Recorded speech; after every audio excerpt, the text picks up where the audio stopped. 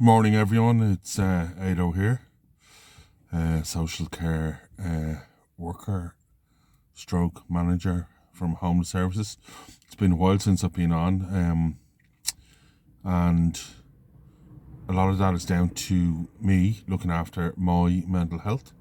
I have, as a lot of you probably are aware, if you've tuned in for some of the vlogs over the last 6 months, I was born in a mother and baby home in St. Patrick's in the Navan Road back in the 60s and was adopted from there. So I'm one of the many thousands, 55,000 Irish people who are subject to closed records or no records in relation to our past.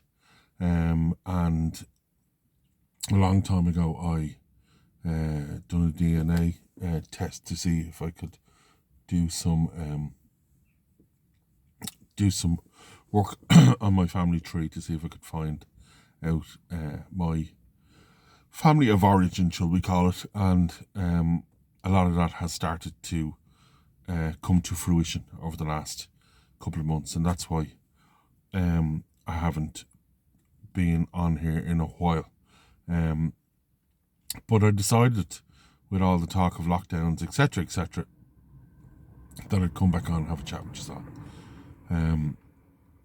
We're in a difficult position again in this country. It looks like the government is going to be forced to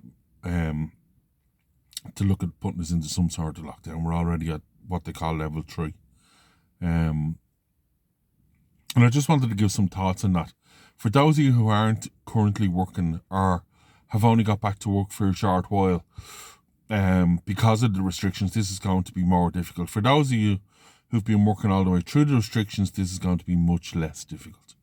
And I'm one of the lucky ones, like a lot of you out there, insofar as that I have worked all the way through, haven't stopped. So, when you measure the normality, I haven't really had to adjust to a new normality.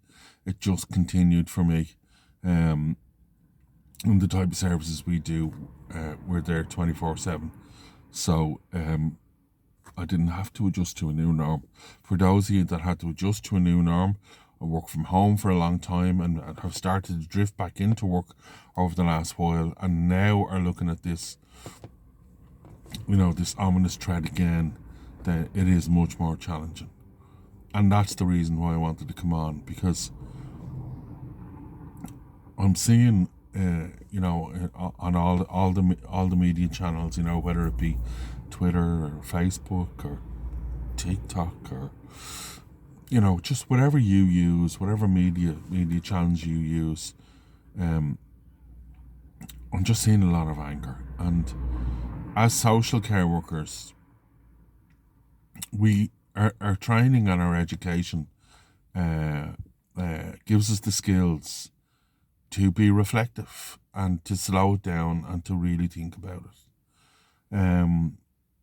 Most of us are natural empaths, and that means that we are very good at caring for other people, but not so good at caring for ourselves.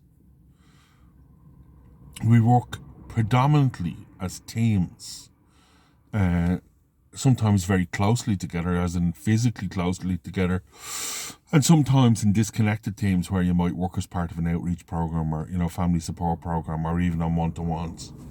But ultimately, the one thing that we need to continue to do as social care workers during this time is to think, support, love, and care for each other. Use your supervision, use your managers, use your peer support, use your critical incident stress management programs, use your EAPs, whatever it is, but support each other.